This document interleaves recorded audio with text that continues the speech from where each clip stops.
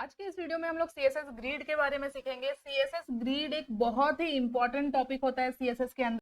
तो क्या होता है सीएसएस ग्रिड, ये हम लोग आज के इस वीडियो में इन डिटेल समझेंगे। और इस वीडियो के बाद आपको सीएसएस ग्रिड के अंदर जो भी कंफ्यूजन होते हैं, जो भी डाउट्स होते हैं, वो सारे क्लियर हो जाएंगे, क्योंकि मैं बहुत ही बेसिक तरीके से, बहुत ही सिंपल तरीके से आप लोगों को सारी चीजें एक्सप्लेन करूंगी वीडियो के अंदर। तो यहाँ पे जैसे आपको कुछ लेआउट्स दिख रहे होंगे, इस टाइप के लेआउट्स हम लोग ग्रिड का यूज करके बहुत ही इजिली डिजाइन कर सकते हैं। ग्रिड के अंदर बेसिकली एक कंटेनर होता है जो कि ग्रिड कंटेनर होता है, और उसके अंदर जो भी एलिमेंट्स हम ऐड करते हैं वो होता है grid items. And grid container के लिए हमारे पास कुछ अलग प्रॉपर्टीज होती है, एंड ग्रिड आइटम्स के लिए हमारे पास कुछ अलग प्रॉपर्टीज होती है। तो वो सारी प्रॉपर्टीज हम इस वीडियो में बिल्कुल अच्छे से सीखेंगे। कौन सी प्रॉपर्टी किस लिए यूज होती है, कब यूज होती है, सब कुछ मैं आपको बताऊंगी। बट उससे पहले हम लोग अपना VS कोड ओपन कर लेते हैं, ताकि प्रैक्टिकली हम लोग सारी चीजें सीख सके। ठीक है, तो चलिए अपना VS कोड हम ओपन करते हैं। तो मैंने अपना फ्रंट एंड डेवलपमेंट कोर्स वाला फोल्डर ओपन किया है। अभी यहाँ पे एक नया फोल्डर बनाएंगे, और आज का हमारा वीडियो है वीडियो नंबर 30। तो इस नाम से मैंने फोल्डर बना लिया। फिर ओपन किया मैंने, राइट क्लिक करके ओपन विथ कोड पे क्लिक करते हैं। तो यहाँ पे VS कोड ओपन हो चुका है। अभी हम लोग क्या करेंगे, सबसे पहले एक index.html नाम का फाइल बना लेते हैं।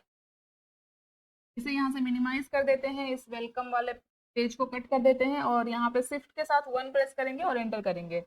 कोड को मैं जूम कर ले रही हूँ। यहाँ पे टाइटल ऐड कर ले रहे हैं जल्दी से। टाइटल में ऐड कर देते हैं CSS ग्रिड। ठीक है, और CSS भी यूज करना है हम लोगों को, तो एक स्टाइल टैग ऐड कर लेते हैं यहाँ पे इनलाइन CSS के लिए। और आते हैं बॉडी टैग के अंदर। ठीक है, तो सबसे पहले एक कंटेनर हम बनाते हैं। तो ये मैंने एक डिव लिया जिसमें क्लास दिया है कंटेनर। ठीक है, अभी इसके अंदर मुझे बहुत सारे आइटम्स ऐड करने हैं, तो यहाँ पे मैं डिव लूंगी जिसमें मैं क्लास दे देती हूँ आइटम्स। और इसके अंदर कुछ कंटेंट भी लिखा होना चाहिए। और इस तरह से मुझे कितने जितने आइटम्स ऐड करने हैं उतने से मैं इसे मल्टीप्लाई करके एंटर कर रही हूँ। तो ये देख सकते हो, यहाँ पे 5 डिव ऐड हो गए हैं इस कंटेनर के अंदर। सब में क्लास भी ऐड हो गया है। यहाँ पे नंबर्स ऐड हुए हैं 1। ये मैं यहाँ पे इस तरह से चेंज कर देती हूँ, 1 2 3 4 5। और आते हैं CSS में और कुछ स्टाइलिंग देते हैं इन कंटेनर और आइटम्स को। तो सबसे पहले कंटेनर को सेलेक्ट करते हैं। कंटेनर में अभी के लिए बस एक बॉर्डर ऐड कर देते हैं। बॉर्डर ऐड करते हैं 2 पिक्सल सॉलिड, और ब्लैक कलर का बॉर्डर ऐड करते हैं। ठीक है, एंड अब जो मैंने आइटम्स लिए हैं इस कंटेनर के अंदर, उसमें भी कुछ स्टाइलिंग ऐड करते हैं। इसमें हाइट और विड्थ ऐड करते हैं सबसे पहले। यहाँ पे हाइट सपोज दे देते हैं 60 पिक्सल, सॉरी विड्थ दिया मैंने 60 पिक्सल, हाइट भी दे देते हैं 60 पिक्सल। और इसमें एक बैकग्राउंड कलर ऐड करते हैं। बैकग्राउंड कलर दे देते हैं सपोज ब्लू। तो एक बेसिक सी स्टाइलिंग मैंने कंटेनर और आइटम्स के अंदर दे दी है। अभी हम लोग इसे अपने ब्राउजर पे ओपन करेंगे गो लाइव करके, और देखते हैं कि क्या डिजाइन हुआ है। तो गो लाइव पे क्लिक किया मैंने। तो यहाँ पे आप देख सकते हो, ये जो पूरा ब्लैक बॉर्डर दिखाई दे रहा है, ये है मेन कंटेनर। अभी मैं यहाँ पे इंस्पेक्ट करूंगी, और यहाँ पे HTML में मैंने कंटेनर पे कर्सर को रखा है। ठीक है, अभी देखो, कुछ भी दिख रहा है क्या आपको? बिल्कुल प्लेन सा एक बॉक्स दिख रहा है जो कि सिलेक्टेड है। अभी हम लोग आते हैं अपने VS कोड पे फिर से, एंड यहाँ पे हम लोग आते हैं कंटेनर में। जैसा कि हमने फ्लेक्स बॉक्स में पढ़ा था, कोई भी कंटेनर फ्लेक्स कंटेनर तब बनता है जब हम उसमें डिस्प्ले फ्लेक्स ऐड करते थे। उसी तरह से कोई भी कंटेनर ग्रिड कंटेनर तभी बनेगा जब हम उसमें डिस्प्ले ग्रिड प्रॉपर्टी ऐड करेंगे। तो यहाँ पे मैंने कंटेनर के अंदर डिस्प्ले ग्रिड लगाया, मीन्स कि अब ये कंटेनर एक ग्रिड बन चुका है। तो मैं अभी आपको एक्सप्लेन करूंगी कि ग्रिड क्या होता है। इसे थोड़ा सा फॉर्मेट कर लेते हैं। ठीक है, अभी हम फिर से आते हैं अपने आउटपुट पे। तो ये देख सकते हो, अभी मैं यहाँ पे फिर से कंटेनर पे कर्सर को रख रही हूँ। अभी दिख रहा है आपको क्या चेंजेस हुआ? अभी यहाँ पे कुछ हॉरिजेंटल लाइंस आपको दिख रहे होंगे, डॉटेड लाइन। तो पहले क्या हो रहा था, जब मैंने डिस्प्ले ग्रिड नहीं किया था तो एक प्लेन बॉक्स दिख रहा था, बट अभी जैसे ही मैंने कंटेनर पे रखा है कर्सर को, तो यहाँ पे मुझे डॉटेड लाइन दिख रहे हैं। मीन्स कि अब ये कंटेनर मेरा एक ग्रिड कंटेनर बन चुका है। मीन्स कि इसके अंदर रोज और कॉलम्स वगैरह ऐड हो चुके हैं। ये लाइन जो दिख रहा है ये अभी रोज दिख रहा है। तो अभी थोड़ा सा हम लोग समझते हैं कि ग्रिड के अंदर क्या क्या चीजें होती है, ताकि आपको अच्छे से सारी प्रॉपर्टी समझ में आए। ठीक है, तो अभी यहाँ पे आगे बढ़ते हैं थोड़ा सा। यहाँ पे आप ग्रिड का डेफिनेशन देख सकते हैं। जैसा कि मैंने आपको बताया, सीएसएस के अंदर जो ग्रिड होता है एक 2 डायमेंशनल लेआउट सिस्टम होता है, जिससे हम लोग किसी भी कॉम्प्लेक्स लेआउट को बहुत आसानी से डिजाइन कर सकते हैं और रेस्पॉन्सिव बना सकते हैं। तो अब ग्रिड के स्ट्रक्चर को थोड़ा सा समझते हैं यहाँ पे। तो यहाँ पे देखो, एक इमेज दिख रहा है, तो ये जो पूरा बॉक्स दिख रहा है आपको, ये है हमारा ग्रिड कंटेनर, जो कि अभी हम देख चुके हैं ऑलरेडी। ये ग्रिड कंटेनर है। अब इसके अंदर आपको कुछ वर्टिकल डॉटेड लाइन दिख रहा होगा, जैसे यहाँ पे एक लाइन दिख रही है डॉटेड रेड कलर में, फिर ये भी एक लाइन दिख रहा है डॉटेड, यहाँ पे भी एक डॉटेड लाइन दिख रहा है, फिर यहाँ पे भी एक डॉटेड लाइन दिख रहा है। तो ये जो वर्टिकल लाइंस होते हैं, ये होते हैं कॉलम्स लाइन। वैसे ही यहाँ पे अगर आप देखो तो आपको हॉरिजेंटल लाइन भी दिख रहा होगा, वर्टिकल सॉरी हॉरिजेंटल लाइन दिख रहा है डॉटेड, ये होता है ग्रिड रो।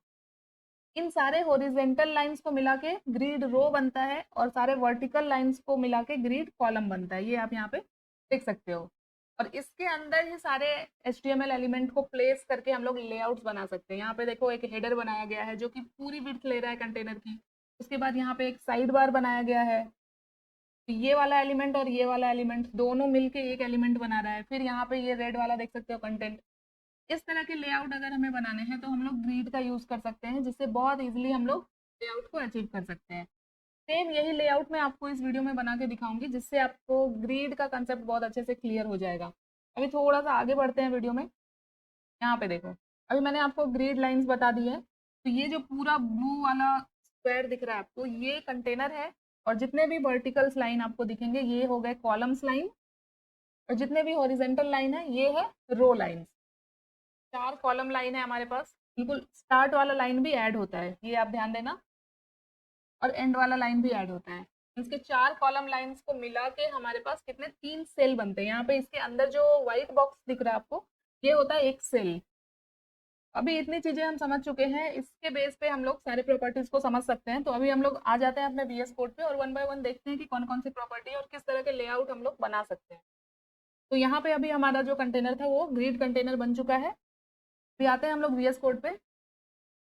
एंड यहाँ पे हम लोग अब सबसे पहली प्रॉपर्टी जो देखेंगे ग्रिड की, वो होता है ग्रिड टेम्पलेट कॉलम। इसका यूज किया जाता है कॉलम्स बनाने के लिए। अभी जो हमारा ग्रिड कंटेनर बना है, उसके अंदर आपको कोई भी कॉलम नहीं दिख रहा है। अभी मैंने कुछ इस तरह से यहाँ पे रखा है स्क्रीन को।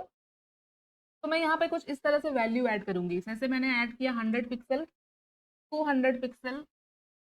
तो ये देख सकते हो 2 कॉलम अभी यहाँ पे बन गए। अभी मैंने यहाँ पे कंटेनर पे रखा है कर्सर को, तो आप वहाँ पे बॉक्स में ध्यान से देखो, आपको 2 कॉलम दिखेंगे डॉटेड लाइन में। यहाँ पे जो मैंने वैल्यू ऐड किया, ये डिसाइड करता है कॉलम की विड्थ। यहाँ पे जो 100 पिक्सल है, ये फर्स्ट कॉलम की विड्थ होगी। एंड ये जो 200 पिक्सल है, ये सेकेंड कॉलम की विड्थ होगी। उसी तरह से अगर आपको और भी कॉलम्स बनाने हैं, तो यहीं पे मैं एक और वैल्यू ऐड करूंगी। जैसे मैं फिर से यहाँ पे 100 पिक्सल ऐड कर दूं, इट मीन्स कि अब ये 3 कॉलम क्रिएट करेगा। इस ग्रिड के अंदर अब 3 कॉलम बनेगा।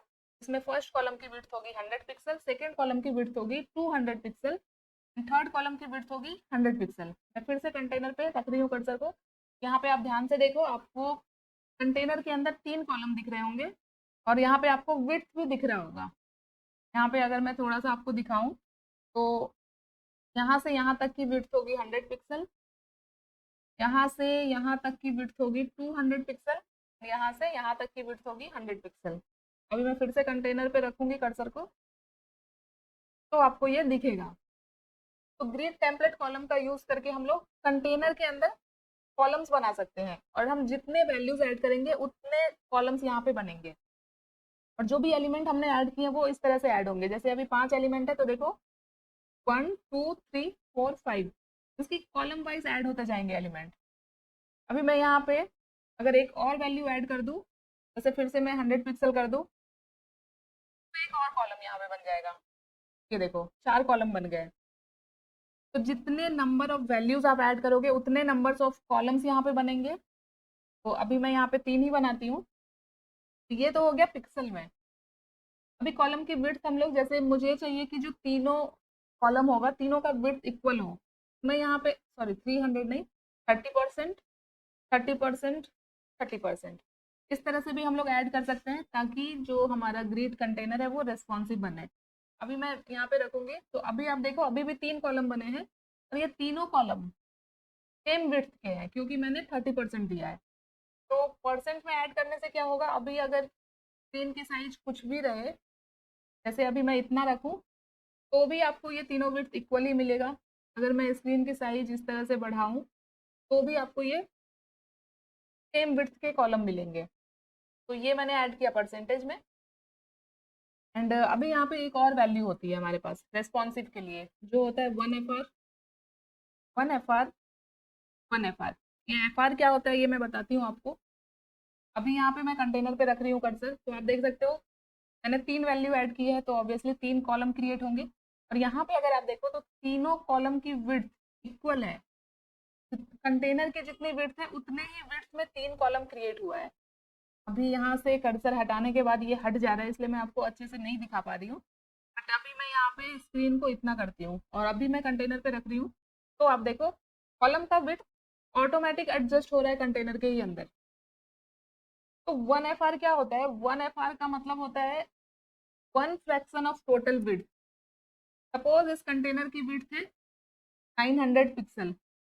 अब इसमें मैंने 3 कॉलम्स बनाए हैं, अगर एक ही कॉलम होगा तो 1 FR का वैल्यू हो जाएगा 900 पिक्सल, इसकी 1 फ्रैक्शन ऑफ टोटल विड्थ। तो 900 का 1 फ्रैक्शन कितना होगा, 900 ही होगा, तो 1 FR हो जाएगा 900 पिक्सल।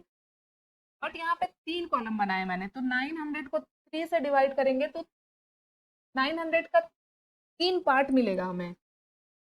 तो 900 को 3 से डिवाइड करके एक पार्ट कितना आएगा हमारे पास, 300 पिक्सल। तो अब यहाँ पे 1 FR मैंने 3 बार ऐड किया है, 1 FR, 1 FR, 1 FR। तो एक कॉलम की विड्थ यहाँ पे 300 पिक्सल होगी, क्योंकि टोटल 3 FR हो गया ना, 1 FR, 1 FR।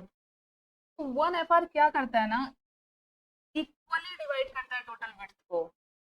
तो ये वाला जो विड्थ है ये होगा 300 पिक्सल, ये वाला विड्थ होगा 300 पिक्सल, ये वाला विड्थ होगा 300 पिक्सल, अगर हमने 1 FR 1 FR किया है। आई होप आपको अभी FR यूनिट समझ में आ गया होगा। तो 1 FR यूनिट का यूज हम लोग कब करते हैं, जब हमें एक रिस्पॉन्सिव लेआउट बनाना होता है। इससे क्या होता है, हमारा जो कॉलम का जो विड्थ है ऑटोमेटिक एडजस्ट हो जाता है स्क्रीन साइज के अकॉर्डिंग, कंटेनर के विड्थ के अकॉर्डिंग। अभी यहाँ पे हम लोग ऐसा भी कर सकते हैं, जैसे फर्स्ट में मैंने दिया है 1 FR, सेकेंड में ऐड कर देंगे 2 FR। इससे क्या होगा, यहाँ पे टोटल कितने FR हो गए, 1 FR, 2 FR और 1 FR, मीन्स की टोटल 4 FR हो गए हमारे पास। तो अब जैसे टोटल विड्थ है मेरे पास 1000 पिक्सल, तो उसका फ्रैक्शन हम करेंगे तो 250 पिक्सल आएगा। समझ रहे हो आप लोग, 1000 को 4 FR यहाँ पे हो रहा है टोटल, अगर इसे 4 से डिवाइड करेंगे तो हमारे पास कितना आएगा, 250 पिक्सल। तो यहाँ पे 1 FR की वैल्यू होगी 250 और 2 FR की वैल्यू कितनी हो जाएगी, 2 इंटू 250, मीन्स की 500।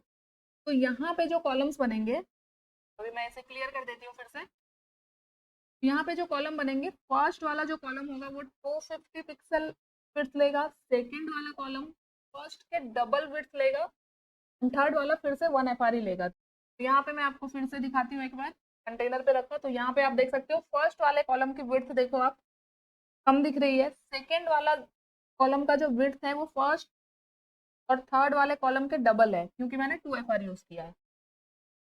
अभी यहाँ पे 1 FR ही कर देते हैं। तो ये तो हो गया इस तरह से ऐड करना। अभी हमारे पास एक फंक्शन होता है यहाँ पे, रिपीट फंक्शन, इसका यूज करके भी हम लोग कॉलम्स बना सकते हैं। तो यहाँ पे हमें क्या करना होता है, 2 वैल्यू ऐड करनी होती है। सबसे पहले कितने नंबर्स ऑफ कॉलम मुझे चाहिए, तो सपोज मुझे 3 कॉलम बनाने हैं कंटेनर के अंदर, यहाँ पे ऐड करेंगे 3, देन कॉमा।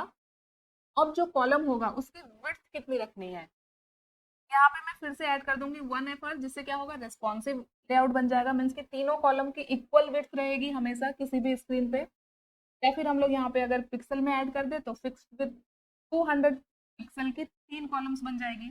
बट ठीक है, रेस्पॉन्सिव ही बनाते हैं हम लोग हमेशा, तो 1 FR ऐड करेंगे। तो यहाँ पे आप देखो फिर से क्या हुआ, 3 कॉलम बन गए और तीनों कॉलम की विड्थ क्या है, 1 FR सेट की है मैंने, मीन्स की टोटल विड्थ को 3 पार्ट में डिवाइड करके इक्वल विड्थ की कॉलम यहाँ पे बन रही है। तो ये तो हो गया कॉलम। अब हमारे पास देखते हैं कि रो किस तरह से बनाए जाते हैं। अभी क्या हो रहा था, अभी तक रो जो था ऑटोमेटिक एडजस्ट हो रहा था जितने एलिमेंट है उसके अकॉर्डिंग। अभी हम अगर हम चाहे तो रो भी यहाँ पे हम लोग बना सकते हैं। तो उसके लिए जो प्रॉपर्टी होती है हमारे पास वो होता है ग्रीड टेम्पलेट रो। अभी इसके अंदर हम लोग ऑटो कर सकते हैं जो कि बाय डिफॉल्ट होता है। जितने एलिमेंट्स है वो ऑटोमेटिक रैप होते जाएंगे। अगर आपने 3 कॉलम्स बनाए हैं तो 3 कॉलम बनेंगे, उसके बाद बाकी के एलिमेंट रो में रैप होते जाएंगे। तो अभी रो में भी जैसे मुझे सपोज मुझे 3 रो बनाने हैं तो यहाँ पे मैं ऐड करूंगी 100 पिक्सल, 100 पिक्सल, और यहाँ पे सपोज ऐड कर देते हैं 200 पिक्सल। तो फर्स्ट वाला जो रो होगा, देखो कॉलम में विड्थ काउंट होता है क्योंकि इस तरह से बनता है कॉलम, इस तरह से क्रिएट होता है कॉलम, है ना। तो ये विड्थ होता है जो भी हम वैल्यू ऐड करते हैं। बट अगर रो क्रिएट हो रहा है तो रो किस साइड से होता है, इस साइड से। जैसे ये एक रो है तो रो का क्या होता है, रो का हाइट होता है। ठीक है, यहाँ पे एक रो बनेगा, ये आप लोग थोड़ा सा ध्यान रखना। अभी मैंने 3 कॉलम बनाए हैं, सॉरी 3 रो बनाए हैं। अभी फुल स्क्रीन पे आते हैं तो थोड़ा सा नीचे ले लेती हूँ मैं, और अभी मैं यहाँ पे कंटेनर पे कर्सर को रख रही हूँ। अभी अगर आप देखो तो आपको यहाँ पे 3 रो दिख रहा होगा। यहाँ पे ये देखो, ये फर्स्ट वाली रो है, ये सेकेंड रो है, एंड ये थर्ड रो है। यहाँ पे मैं फिर से कर्सर को रख रही हूँ कंटेनर पे, ये देखो। ठीक है, तो फर्स्ट वाली जो रो है उसकी हाइट कितनी है, 100 पिक्सल, मीन्स की ये वाली हाइट, ये वाली हाइट कितनी होगी, 100 पिक्सल। सेम सेकेंड वाले में भी 100 पिक्सल की हाइट है, और थर्ड वाले रो में मैंने दिया है 200 पिक्सल। थर्ड वाले रो की हाइट होगी 200 पिक्सल। और इसके अंदर भी हम लोग इस तरह से एफ आर में वैल्यूज ऐड कर सकते हैं। तो यहाँ पे मैं डिलीट कर दे रही हूँ सब कुछ। इसके अंदर भी अगर रेस्पॉन्सिव लेआउट बनाना है तो 1 FR ऐड कर सकते हैं, ताकि जितने भी रोज बनेंगे वो इक्वल हाइट के हो। अभी यहाँ पे आते हैं हम लोग HTML में, और यहाँ पे कुछ और एलिमेंट्स ऐड करते हैं। जैसे कि मैं यहाँ पे इसी लाइन को डुप्लीकेट कर लेती हूँ, और 5 यहाँ पे मैं नंबर्स चेंज कर देती हूँ, 6, 7, 8, 9। ठीक है, एंड यहाँ पे आइटम्स में जो मैंने हाइट और विड्थ ऐड की है, अभी के लिए मैं इसे कमेंट आउट करती हूँ। तो क्योंकि अब मैंने आइटम में हाइट और विड्थ हटा दिया तो ये पूरी रो और कॉलम पूरी विड्थ ले रहा है। अभी मैं कंटेनर पे अगर रखूँ कर्सर को तो आपको इस तरह से दिखेगा, डॉटेड लाइन आपको दिख रहा होगा। तो अब मुझे इस आइटम्स के बीच में गैप ऐड करना है। तो हमारे पास ये सारी जो प्रॉपर्टी अभी मैं बता रही हूँ ये कंटेनर की प्रॉपर्टी है। ठीक है, अभी सपोज मुझे सारे कॉलम्स के बीच में गैप ऐड करने हैं तो मेरे पास प्रॉपर्टी होता है कॉलम गैप। अभी सपोज मैंने 10 पिक्सल की गैप दे दी। कितने कॉलम्स है मेरे पास, 3 कॉलम है, और तीनों इक्वल विड्थ के हैं क्योंकि ये 1 FR। अभी अगर इसको आप बड़े स्क्रीन पे भी देखो तो आपको 3 कॉलम दिखेंगे और तीनों सेम विड्थ के दिखेंगे। तो ये हो गया कॉलम गैप, अगर हमें कॉलम्स के बीच में गैप देना है। अभी मुझे रो के बीच में भी गैप चाहिए तो ऐड करेंगे रो गैप। रो गैप में भी मैंने ऐड किया 10 पिक्सल। तो यहाँ पे फुल स्क्रीन पे आप देख सकते हो 3 कॉलम है, कॉलम की विड्थ इक्वल है, और हमने 3 रो बनाए हैं, जिसमें फर्स्ट वाला जो रो है उसकी हाइट है 100 पिक्सल, सेकेंड वाले रो की हाइट है 100 पिक्सल, थर्ड वाले रो की हाइट है 200 पिक्सल। तो ये थर्ड वाला रो जो है आपको ज्यादा हाइटेड दिख रहा होगा फर्स्ट और सेकेंड के रो से। एंड इसके बाद 3 कॉलम्स के अंदर कितने एलिमेंट आ रहे हैं, 9 एलिमेंट आ रहे हैं, 1 2 3 4 5 6 7 8 9। अब ये जो 10th वाला एलिमेंट है ये आप ध्यान से देखो, ये 4th रो में आ रहा है, और हमने 3 ही रो बनाया है। बट जो अगर हम एक्स्ट्रा एलिमेंट ऐड करेंगे वो तो रैप होगा ना, क्योंकि हमने कॉलम तो 3 ही दिया है। तो ये जो 10th वाला एलिमेंट है ये अपनी नॉर्मल हाइट विड्थ ले रहा है, विड्थ तो ले रहा है कॉलम के अकॉर्डिंग, बट ये अपनी हाइट ले रहा है क्योंकि हमने 4th रो बनाया ही नहीं है, 4th रो के अंदर कोई हाइट नहीं दिया है मैंने। तो इसको कैसे हैंडल करेंगे कि हम चाहते हैं जो भी एक्स्ट्रा रो बने उसमें अपनी एक हाइट हो। तो उसके लिए पहले तो ये जो कॉलम गैप और रो गैप बताया मैंने आपको, तो ये अलग अलग ऐड ना करके हमारे पास एक सॉर्टिंग प्रॉपर्टी होती है इसके लिए, जो कि होता है गैप। अभी गैप में मैं ऐड कर दूंगी 10 पिक्सल, कॉलम गैप और रो गैप को मैं कमेंट आउट कर दूंगी, तो भी मेरा सेम यहाँ पे जो गैप ऐड किया था वो ऐड हो जाएगा। मीन्स कि कॉलम गैप और रो गैप दोनों को हम एक साथ ऐड कर सकते हैं गैप का यूज करके। ये हो गया। अब आते हैं इस पे, जो एक्स्ट्रा एलिमेंट रो में आ रहा है उसमें विड्थ ऐड करना है। तो इसके लिए एक प्रॉपर्टी होती है हमारे पास, ग्रिड ऑटो रोज। अभी यहाँ पे मैं ऐड कर दूंगी 100 पिक्सल। तो इससे क्या होगा, अब जो भी एक्स्ट्रा एलिमेंट हम ऐड करेंगे यहाँ पे, जो भी एक्स्ट्रा रो यहाँ पे बनेगा, उन सब पे कितना हाइट अप्लाई होगा, 100 पिक्सल। अभी यहाँ पे अगर मैं सपोज इतने एलिमेंट को दोबारा से ऐड कर दूं यहाँ पे, तो देखो जितने भी रो बन रहे हैं आगे के, सब जो हाइट है वो 100 पिक्सल होगी। अगर आप चाहते हो कि रो की हाइट फिक्स हो, अगर ये मैं यहाँ पे ग्रिड टेम्पलेट रो को कमेंट कर दूं और यहाँ पे ग्रिड ऑटो रो के अंदर 100 पिक्सल कर दूं, तो ये क्या करेगा, ये सारे रो के लिए एक फिक्स्ड हाइट यहाँ पे ऐड कर देगा। अभी जितने भी रोज ऐड होंगे ना, सब 100 पिक्सल की हाइट का होगा। ये देखो सारे रो अभी सेम हाइट के दिख रहे हैं। तो ये होता है ग्रिड ऑटो रो। ठीक है, आई होप आपको अभी ये चीजें समझ में आ गई होगी। अभी हम लोगों ने सिर्फ ग्रिड कंटेनर की प्रॉपर्टी देखी है, अभी थोड़ा हम लोग ग्रिड आइटम्स की प्रॉपर्टी को देखते हैं। अभी यहाँ पे इतने सारे जो मैंने आइटम्स ऐड कर दिए हैं, ये मैं यहाँ से हटा देती हूँ। और यहाँ पे हम लोग आइटम्स के अंदर जो हाइट और विड्थ मैंने ऐड की थी, ये मैं फिर से ऐड करती हूँ। अभी यहाँ पे मैं इंस्पेक्ट करती हूँ फिर से, और कंटेनर पे मैंने रखा है कर्सर को। तो अब देखो एक वाइट, ये जो पूरा ग्रिड दिख रहा है। अब अगर मुझे किसी एक एलिमेंट को अलाइन करना है इस एक सेल के अंदर, यहाँ पे जैसे ये एक पूरा सेल है, ठीक है, और ये एक आइटम है। अभी इस आइटम को मुझे अपने इस सेल के अंदर अलाइन करना है, तो इसके लिए हमारे पास कुछ प्रॉपर्टीज होती है, जो कि ग्रिड आइटम्स की प्रॉपर्टी है। तो यहाँ पे आइटम्स की जो पहली प्रॉपर्टी मैं आपको बताने वाली हूँ वो होता है अलाइन सेल्फ। इसका यूज करते हैं हम लोग आइटम्स को अलाइन करने के लिए। ग्रिड आइटम्स को, ये जो ब्लू बॉक्सेस दिख रहे हैं वो अलाइन होंगे अपनी सेल के अंदर। ये जो मैंने मार्क करके रखा है ये एक सेल है, उसके अंदर किस तरह से आप आइटम्स को अलाइन कर सकते हो, उसके लिए ये प्रॉपर्टी होती है। तो अलाइन सेल्फ है पहली प्रॉपर्टी। अभी यहाँ पे मैं करती हूँ सेंटर, और यहाँ पे मैं अभी आपको दिखाती हूँ। ये देखो, क्योंकि ये मैंने मार्क करके रखा है तो ये आपको दिखेगा, बट मैं फिर भी कंटेनर को यहाँ पे सेलेक्ट कर रही हूँ।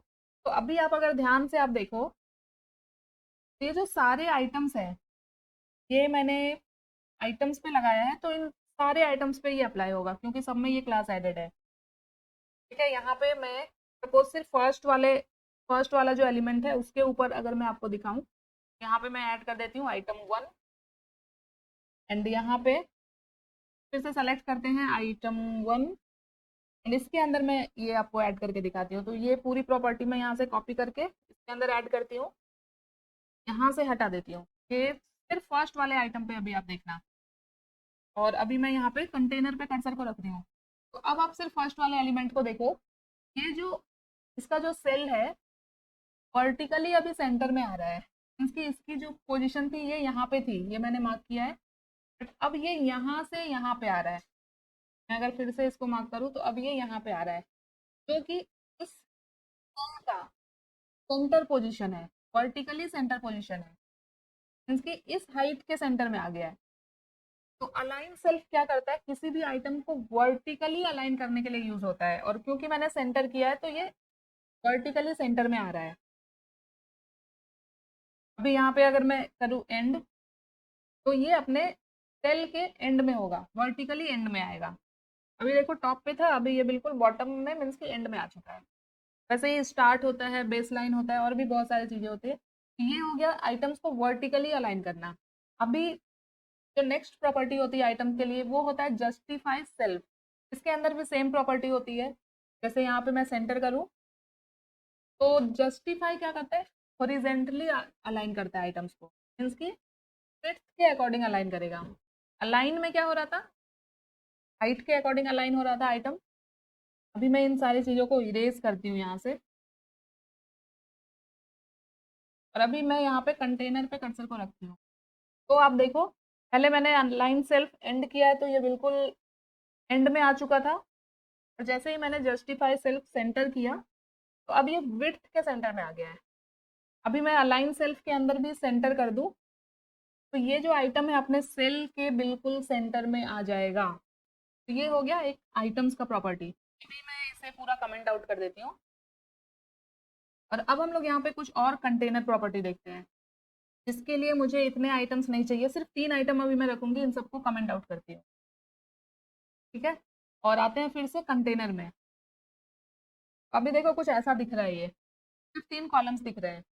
अभी कंटेनर के अंदर, ग्रिड कंटेनर के अंदर हमारे पास कुछ प्रॉपर्टी होती है जो कि होता है justify content, sorry justify items.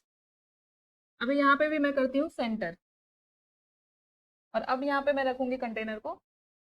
तो इससे क्या होगा, जितने भी आइटम्स होंगे कंटेनर के अंदर ये उन सब पे अप्लाई होगा। ये आइटम्स को अलाइन करने के लिए हम यूज कर रहे हैं। तो 3 आइटम है, अभी तीनों देखो सेंटर में आ रहे हैं। और जस्टिफाई से क्या होता है, हमेशा याद रखना, विड्थ के सेंटर में होता है, मीन्स की हॉरिजेंटली सेंटर में प्लेस होता है आइटम। अभी उसी तरह से यहाँ पे मैं अलाइन आइटम्स करूंगी सेंटर, तो ये वर्टिकली सेंटर में आएगा, जिसकी वजह से ये जो तीनों आइटम्स है अभी कंटेनर के बिल्कुल सेंटर में आएंगे। ये तीनों आइटम बिल्कुल कॉलम्स के सेंटर में आ रहे हैं, अपने अपने अपने कॉलम के सेंटर में आ रहे हैं। अभी इन दोनों प्रॉपर्टी को मिला के, अभी मैं इन दोनों प्रॉपर्टी को कमेंट आउट कर देती हूँ, और यहाँ पे एक प्रॉपर्टी का यूज कर रही हूँ प्लेस आइटम्स, और यहाँ पे कर दूंगी सेंटर। तो भी हमें सेम आउटपुट मिलेगा, ये देख सकते हो। मीन्स की place items short hand property होता है जस्टिफाई आइटम और अलाइन आइटम सेंटर का। तो ये तो हो गई सारी प्रॉपर्टीज, हमने कंटेनर्स की प्रॉपर्टी देख ली, हमने आइटम्स की प्रॉपर्टी देख ली है। अभी हम लोग एक छोटा सा लेआउट बनाते हैं, जो कि मैंने आपको स्टार्टिंग में दिखाया था, header, footer, side menu, content.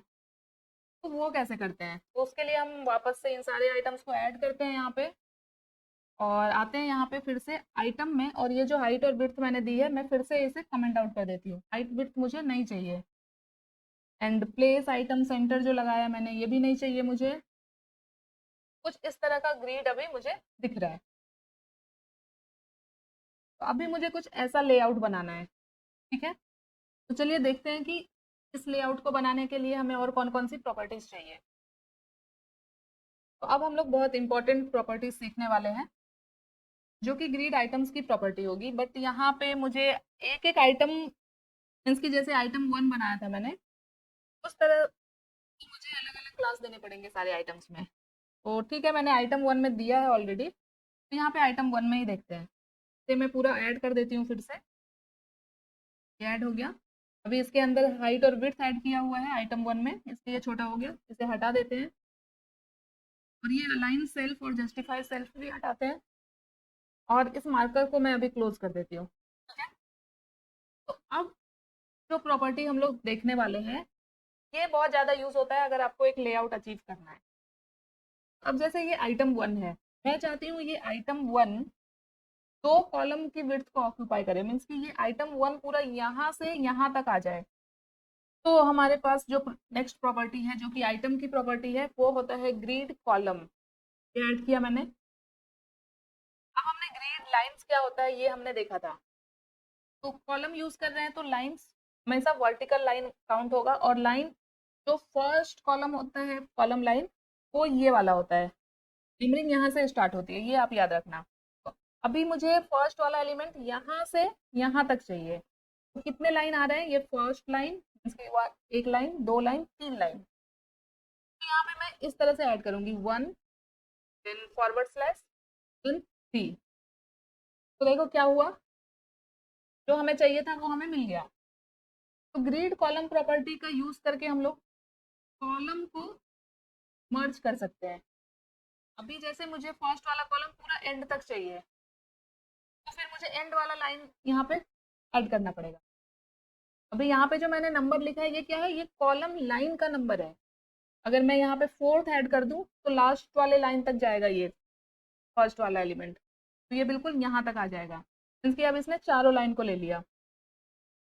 अभी मैं यहाँ पे 3 करती हूँ, और यहाँ पे अभी मैं 3 से पहले एक वर्ड ऐड करूंगी, पैन।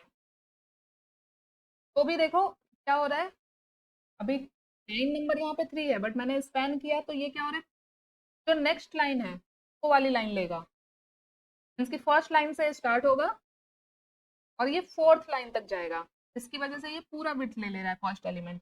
अगर मैं यहाँ पे 2 कर दूं 1 की जगह पे, तो ये फर्स्ट वाली लाइन को छोड़ देगा और ये सेकेंड लाइन से स्टार्ट होके 4th तक जाएगा। ठीक है, इसे मैं 1 कर देती हूँ। अगर आपको स्पैन नहीं लिखना है तो आप सिर्फ, अगर आप अच्छे से समझ गए हो तो लाइंस का भी यूज कर सकते हो। जैसे आपको ये पूरी विड्थ लेनी है, अगर आप चाहते हो फर्स्ट एलिमेंट पूरी विड्थ ले कंटेनर की, तो लास्ट वाले लाइन को यहाँ पे ऐड कर देंगे। अगर आपके पास और भी कॉलम्स होते तो सबसे एंड वाला जो लाइन होता वो आप यहाँ पे ऐड कर, तो 4 वर्टिकल लाइन्स है हमारे पास अभी इस कंटेनर के अंदर। ठीक है, तो 1 से 4 तक इसने ले लिया पूरा। ठीक है, अभी आते हैं सेकेंड वाले एलिमेंट पे। अभी मैंने ग्रिड कॉलम देखा जिससे हम लोग कॉलम को ओवरलैप कर रहे थे। अभी सेकेंड वाले एलिमेंट में देखते हैं कि अगर मैं चाहती हूँ ये जो सेकेंड वाला एलिमेंट है ये यहाँ से पूरा यहाँ तक ये वाला हाइट ले, मीन्स कि 5 और ये 2, ये दोनों एलिमेंट कोलैप्स कर जाए, तो पहले तो मुझे इस आइटम 2 में एक अलग से क्लास देना पड़ेगा। तो यहाँ पे मैं देती हूँ आइटम 2, यहाँ पे सेलेक्ट करते हैं आइटम 2 को, सॉरी क्लास था ये, डॉट के साथ सेलेक्ट किया मैंने आइटम 2, एंड सेम इसके अंदर मैं अभी ऐड करूंगी ग्रिड रो, क्योंकि अब मुझे रो को स्पैन करना है, रो को कोलैप्स करवाना है। तो अगेन यहाँ पे मुझे लाइन काउंट करना है, और कौन सा लाइन काउंट करना होगा, रो वाला लाइन। तो फर्स्ट रो लाइन कौन सा है, वो यहाँ से स्टार्ट हो रहा है टॉप से, कंटेनर का जो टॉप वाला लाइन है हॉरिजेंटल लाइन वो है रो 1। ठीक है, second number of row line कौन सा है, ये यहाँ पे ये सेकेंड वाला एलिमेंट स्टार्ट हो रहा है। तो ये स्टार्ट कहाँ से करेंगे हम, 2 से फॉरवर्ड स्लैश। अब देखो कहाँ तक मुझे इसे ऑक्यूपाई करवाना है, तो यहाँ पे सेकेंड वाली लाइन थी, यहाँ पे थर्ड वाली लाइन है रो लाइन, यहाँ पे फोर्थ वाली रो लाइन है, तो यहाँ से यहाँ तक मुझे करना है। तो यहाँ पे अभी ऐड करूंगी 4, ये देखो ये इस तरह से ऐड हो गया। अगर तो आपको 7 यहाँ यहाँ तक भी पूरा लेके आना है, तो यहाँ पे अगर लाइन आप बढ़ा दो 5, तो ये एक और रो को कोलैप्स कर लेगा। ये देखो अभी यहाँ पे 2 में मैं, जहाँ पे मैंने 2 लिखा है यहाँ पे मैं लिख देती हूँ साइड बार, और 1 की जगह पे मैं लिख देती हूँ हेडर। देखो यहाँ पे हेडर आ गया, यहाँ पे साइड बार आ गया। हम लोग कुछ एक लेआउट बनाना चाह रहे हैं तो उसके हिसाब से मैं बना रही हूँ। अभी ये थर्ड और फोर्थ इन दोनों को भी मुझे मिलाना है, तो पहले तो मुझे इस थर्ड और फोर्थ में अलग से क्लास ऐड करना पड़ेगा। तो आइटम 3 को आइटम 4 पे मिला देना है मुझे। तो यहाँ पे ऐड करूंगी मैं आइटम 3, और यहाँ पे क्या होगा, यहाँ पे कॉलम ओवरलैप होगा। ठीक है, तो हमेशा लाइंस, अब ध्यान देना कहाँ से लाइन स्टार्ट हो रही है, तो ग्रीड कॉलम प्रॉपर्टी का यूज करेंगे। और ये थर्ड वाले आइटम को मुझे लेना है, तो इसकी फर्स्ट लाइन कौन सी होगी, column line, first column line ये है, एंड ये वाली जो लाइन है ये है कॉलम 2, इसकी लाइन 2। तो यहाँ पे थर्ड एलिमेंट कहाँ से स्टार्ट हो रहा है, 2 से फॉरवर्ड स्लैश, और कहाँ तक मिलाना है मुझे, ये लास्ट कॉलम लाइन तक मिलाना है। तो लास्ट कॉलम लाइन 4 है, देखो ये दोनों मिल गया। अभी यहाँ पे 3 में मैं अगर लिख दूँ मेन कंटेंट, अभी अगर इसी एलिमेंट को, जो कि हमारा थर्ड एलिमेंट था, इसको अगर मुझे रो के साथ भी मर्ज करना है, जैसे ये 4 और 5 पूरा मिल जाए इसमें ही, तो यहाँ पे हम लोग सेम इस आइटम के अंदर ग्रिड रो का भी यूज कर सकते हैं, ग्रिड रो। और इसकी रो लाइन कहाँ से स्टार्ट होगी इस एलिमेंट की, 2 से, लाइन नंबर 2 से 2, और कहाँ तक जाएगी, यहाँ पे आएगा 3, यहाँ पे आएगा 4, यहाँ पे भी करेंगे 4। तो ये देखो कुछ इस तरह का लेआउट बन गया। जो भी एक्स्ट्रा एलिमेंट हमने ऐड किए हैं वो नीचे की ओर रैप होते जा रहे हैं। ठीक है, तो उस पर हमें ध्यान नहीं देना है। अभी 2 एलिमेंट हमारे पास एक्स्ट्रा हो रहे हैं, तो जैसे ये मैं 2 एलिमेंट अभी के लिए हटा देती हूँ, 9 10। अब कुछ इस तरह का लेआउट हमारे पास बन चुका है, इसे मैं क्लोज करती हूँ। ये देखो कुछ ऐसा बन चुका है। अभी ये जो पूरा लास्ट वाला एलिमेंट है, यहाँ पे मुझे एक फुटर बना देना है। तो ये जो 6 नंबर ऑफ एलिमेंट है, जो एलिमेंट 6 है मेरा, यहाँ पे मैं क्लास दे दूंगी आइटम 6, और यहाँ पे 6 की जगह मैं लिख देती हूँ फुटर। और यहाँ पे जो आइटम 1 के अंदर जो प्रॉपर्टी मैंने दी है, सॉरी यहाँ पे ऐड करते हैं आइटम 6, आइटम 6। इससे क्या करना है, हमें पूरा स्टार्ट से एंड तक टिक करना है। और प्रॉपर्टी कौन सी ऐड होगी यहाँ पे, ग्रीड कॉलम, क्योंकि हम लोग कॉलम्स को मिला रहे हैं। ग्रीड कॉलम फर्स्ट लाइन लिया और लास्ट लाइन लिया, ये देखो ये हो गया। और जो नेक्स्ट एलिमेंट था 7 8 एलिमेंट जो था वो नए लाइन में आ गया। तो अभी मैं यहाँ पे 7 8 इस एलिमेंट को भी हटा देती हूँ। तो देखो कुछ इस तरह का लेआउट हमारे पास बन चुका है। कुछ ऐसा ही लेआउट है। अब आप चाहे तो इसमें अलग अलग कलर्स भी ऐड कर सकते हो। जैसे कि ये आइटम 1 जहाँ पे मैंने किया है बैकग्राउंड कलर, यहाँ पे आप चाहे तो बैकग्राउंड कलर येलो कर दो, तो हेडर का कलर येलो हो गया। आइटम 2 है मेरा साइड बार, यहाँ पे भी अगर आप बैकग्राउंड कलर रेड कर दो, साइड बार का कलर रेड हो गया। आइटम 3 के अंदर बैकग्राउंड कलर पिंक कर देते हैं, का कलर पिंक हो जाएगा। आइटम 6 है मेरा फुटर, तो यहाँ पे बैकग्राउंड कलर ऑरेंज कर देते हैं, तो फुटर का कलर हो जाएगा ऑरेंज। तो यहाँ पे अभी आप देख सकते हो कितना प्यारा लग रहा है ये लेआउट। अभी इसके अंदर आप लोग अपने अकॉर्डिंग कंटेंट ऐड कर सकते हो और किसी भी तरह के लेआउट को आप बना सकते हो। अगर कोई भी और सेक्शन आपको ऐड करना है तो आइटम्स ऐड करके उसे स्पैन करके किसी भी कॉम्प्लेक्स लेआउट को आप बहुत इजीली ग्रिड का यूज करके बना सकते हो। इस तरह से कॉलम्स बनाने होते हैं, कॉलम्स, लाइन, रो लाइन कितना इंपॉर्टेंट होता है, ये सारी चीजें आपको इस वीडियो में समझ में आ गई होगी। हमने रिपीट फंक्शन भी देखा एंड आई होप कि आपको समझ में भी आया होगा सब कुछ। ठीक है, इस वीडियो के अंदर मैंने जितनी चीज़ें बताई है वो काफ़ी है ग्रिड के थ्रू एक लेआउट बनाने के लिए। तो आई होप आपको सारी चीज़ें क्लियर हुई होगी। तो अभी आप लोग इसे प्रैक्टिस करो, खुद से कुछ लेआउट लेके उसे डिज़ाइन करने की कोशिश करो ताकि आपको अच्छे से और क्लियर हो जाए। मैंने अपने एंड से आपको सारी चीज़ें एक्सप्लेन की, आई होप आपको सारी चीज़ें समझ में आ गई होगी। एंड अगर वीडियो अच्छी लगी हो तो वीडियो को लाइक कर देना, इससे जितना हो सके इसे और लोगों तक शेयर करो। और अगर अभी तक चैनल को सब्सक्राइब नहीं किया तो प्लीज़ चैनल को सब्सक्राइब कर लेना। मिलते हैं नेक्स्ट वीडियो में, तब तक के लिए thank you so much guys for watching this video. Bye bye.